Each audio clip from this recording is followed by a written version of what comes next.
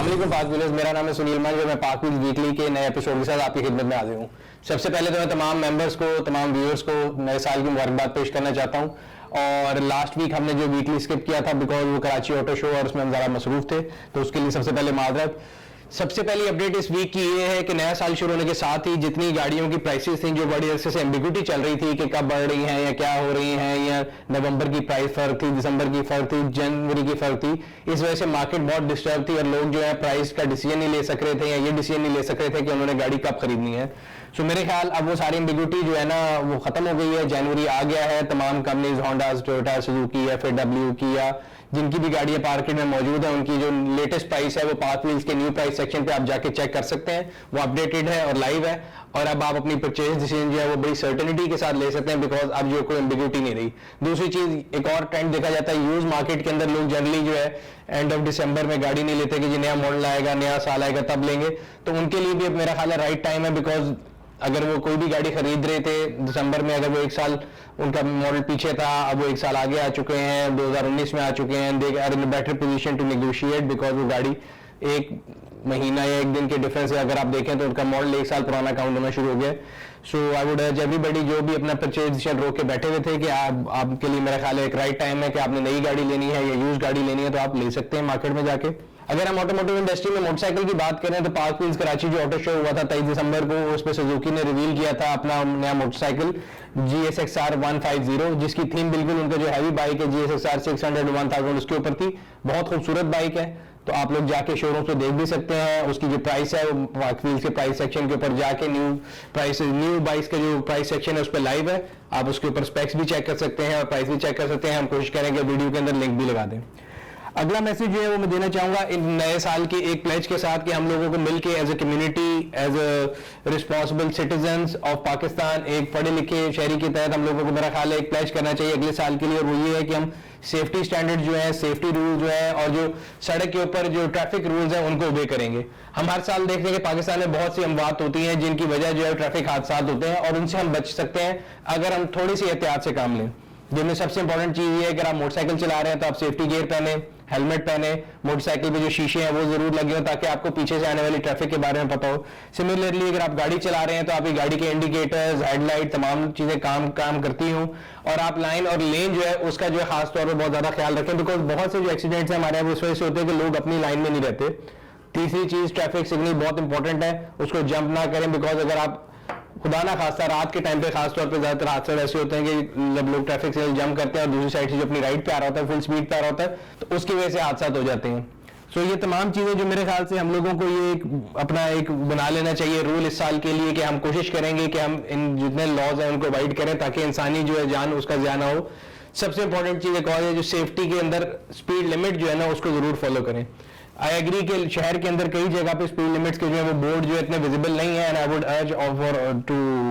All authorities जो कि ये वीडियो हमारे देख रही हैं, तो मैं तमाम लोगों की तरफ से उनको ये रिक्वेस्ट करूंगा कि जितनी भी शहर के अंदर शाहराहें हैं उनके ऊपर जो स्पीड लिमिट है उसको बहुत ज्यादा विजिबिलिटी से लिखा जाए। और इसी से रिलेटेड अगली बात यह कि लाहौर के अंदर जो सेफ सिटी के चलान है वो शुरू हो चुके हुए हैं। पहले खाली सिग्नल के ऊपर था, अब स्पीड के ऊपर भी हो रहा है और काफी ज्यादा मेंबर्स ने हमारे फोरम्स के ऊपर भी पोस्ट किए हैं कि जी हमारी स्पीड चलान आ गया और लोगों को स्पीड का नहीं पता होता, कोई 56 पे जा रहा है, वहाँ 40 लिमिट है, कोई 70 पे जा रहा है, वहाँ 60 लिमिट है। तो डिपेंड करता है कि आप कौन सी सड़क पे जा रहे हैं। फिल वक्त आपको वो बोर्ड खुद ढूंढना पड़ेगा, वो इतना ज्यादा विजिबल नहीं है जब तक जो अथॉरिटीज है वो उनके ऊपर ज्यादा काम नहीं करती, उसको एम्पलीफाई नहीं करती। बट फिर भी अगर अभी आप गौर नहीं करेंगे तो चलान आपको ही पे करना पड़ेगा। सो उससे बचने के लिए मेरे ख्याल है सबसे इंपॉर्टेंट चीज ये है कि आप डिफरेंट शाहराहों पे जहां भी जा रहे हैं शहर के अंदर कोशिश करें कि आप उसको स्पीड लिमिट का जो बोर्ड है उसको सबसे पहले ढूंढें और उसको ऑब्जर्व करें। जनरली एक रूल मेरे ख्याल से थंब रूल अगर हम देखें तो शहर के अंदर 60 के अंदर अगर आप 60 किलोमीटर पर आवर के अंदर गाड़ी चलाएं तो ज्यादा बेहतर है। उससे ज्यादा वैसे भी सड़क के ऊपर कंजेशन इतनी है कि अगर आप चलाएंगे तो आपकी अपनी सेफ्टी और सिक्योरिटी दोनों रिस्क पे आ जाएंगे।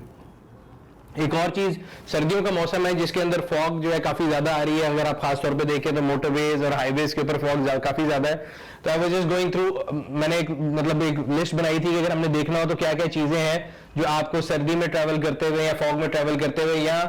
आपको अगर स्नोफॉल वाले एरिया में जाते हुए आप ट्रैवल कर रहे हैं तो क्या चीजें जरूरी हैं। सबसे पहली चीज ये कि आपकी गाड़ी में जो रेडिएटर है उसके अंदर कूलेंट होना चाहिए। जनरली एक लोगों का व्यू होता है कि सर्दियों में गाड़ी गर्म नहीं होती तो लोग उसके ऊपर ज्यादा ध्यान नहीं देते और पानी डाला होता है गाड़ी में, जो कि गाड़ी के लिए खतरनाक है क्योंकि कूलेंट जो है वो अगर आप नेगेटिव डिग्री सेंटीग्रेड पे भी चले जाते हैं, खासतौर पर अगर आप स्नोफॉल में जा रहे हैं तो कूलेंट फ्रीज नहीं होगा, जबकि पानी अगर आपने डाला होगा तो फ्रीज हो जाएगा, वो आपकी गाड़ी के लिए खतरनाक है। दूसरी चीज, गाड़ी की जो बैटरी है वो सर्दियों में जो है बहुत इंपॉर्टेंट चाहिए, बिकॉज जब उसको कोल्ड स्टार्ट चाहिए तो इग्निशन में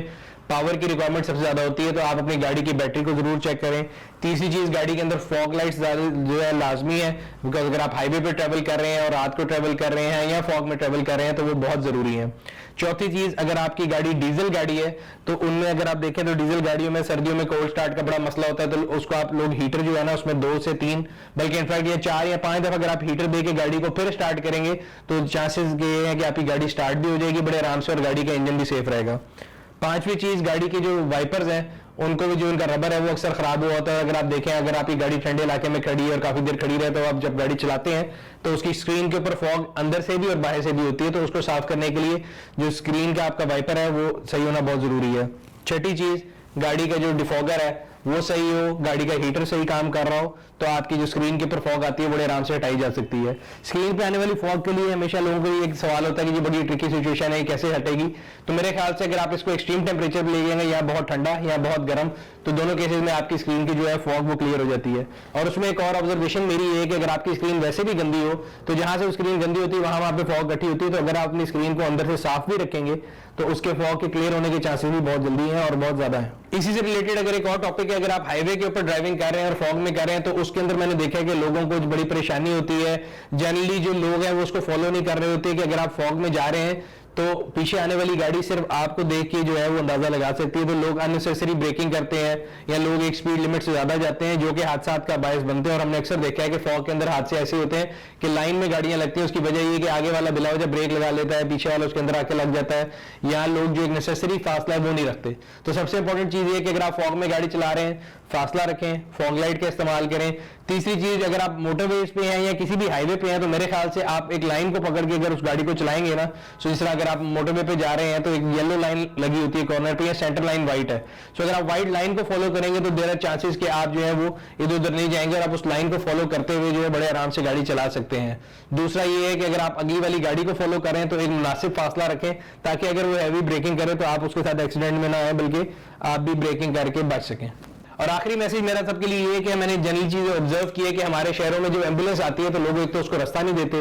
अगर रास्ता दे देते हैं तो फिर उसके फौरन पीछे हर बंदे की कोशिश होती है कि मैं उसके पीछे गाड़ी लगा के स्पीड में निकल जाऊं, जो कि गलत है। एम्बुलेंस को ट्रेल करना इलीगल है। रीजन ये है कि एम्बुलेंस जब स्पीड में जा रही है और आप उसके पीछे जा रहे हैं, अगर इमरजेंसी ब्रेक लगा देगी तो आपको भी ब्रेक लगाने का टाइम नहीं मिलेगा और आप उसके अंदर जाके लग जाएंगे या एक्सीडेंट हो जाएगा और मजीद टाइम ज़ाया होगा। तो सबसे पहले मेरे ख्याल से एक पढ़ी लिखी नेशन होने का सबूत दें, एक जिम्मेदार शहरी होने का सबूत दें। जहां आपको एम्बुलेंस की लाइट नजर आ जाए, नो मैटर व्हाट, अगर वो खाली है तो हो सकता है वो किसी एक्सीडेंट की जगह पे जा रही हो। अक्सर लोगों को होता है जी ये खाली जा रहा है और सिंबल वजह हॉर्न बजा रहा है, तो आपको नहीं पता, आप अगले की इंटेंशन पे शक ना करें। हो सकता है वो किसी हादसे की जगह पे पहुंच रहा हो और उसको पहुंचने के लिए भी इतनी जल्दी है, तो जरूरी नहीं कि उसमें मरीज बैठा है तो उसको जल्दी होगी। अगर वो खाली भी जा रहा है तो होता है वो किसी मरीज तक या किसी एक्सीडेंट की वेन्यू पे पहुंच रहा हो तो उसको जगह दें। और दूसरी चीज, उसको ट्रेल ना करें, उसके पीछे गाड़ी मत लगाएं, उसको जाने के लिए सेफ्टी पैसेज बिल्कुल क्लियर दें। आज अगला इमरजेंसी में, कल को हमारा अपना कोई प्यारा भी इमरजेंसी में हो सकता है, तो हमें जिम्मेदारी का सबूत देना चाहिए और एम्बुलेंस को हर हाल में हमें जो है वो रास्ता देना है। सो व्यूअर्स, ये था आज का वीडियो। अगर आपको पसंद आया तो लाइक करें, अगर अभी तक आपने हमारे यूट्यूब चैनल को सब्सक्राइब नहीं किया सब्सक्राइब करें, बेल आइकॉन पे क्लिक करें ताकि आपको हर आने वाली वीडियो के बारे में नोटिफिकेशन मिलता रहे। कमेंट सेक्शन में हमें अपनी राय से आगाह करते रहे, हम बड़ा उसको कीनली वॉच करते हैं और कोशिश करते हैं कि आपकी राय की नजर में, उसकी लाइट में अपनी वीडियोस को पहले से बेहतर बनाएं। ये था आज का वीकली। आपसे अगले हफ्ते फिर मुलाकात होगी, तब तक अपना और अपने गिरदनवा के लोगों का ख्याल रखिएगा। शुक्रिया।